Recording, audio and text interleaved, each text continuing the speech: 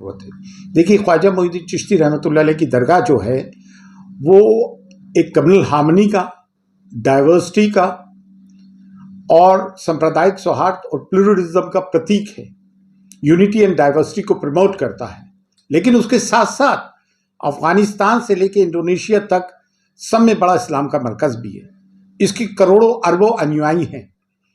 तो ये कोई तमाशे वाली बात तो है नहीं कि ये रोज़ रोज़ का तमाशा होता रहेगा, हम कहते रहेंगे। अभी इन्होंने 3 पार्टीज़ को जो है नोटिस भेजा है। 20 दिसंबर को इनकी तारीख है।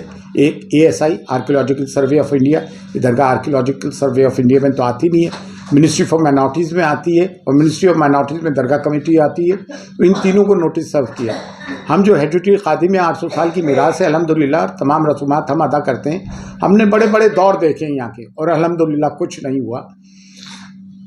11 अक्टूबर 2007 को भी यहाँ बॉम्ब ब्लास्ट हुआ जिसमें 3 लोग मारे गए। उसमें मरने वाले एक हमारे खादिम ख्वाजा डॉक्टरेट की थी जिन्होंने इंग्लिश लिटरेचर में, वो भी थे। तो इससे दिल नहीं भरा। तो ये चीज़ पिछले 3 साल से ये बयानबाजी तो कर ही रहा है। हर जगह इन्हें जो है शिवलिंग और मंदिर नज़र आता है।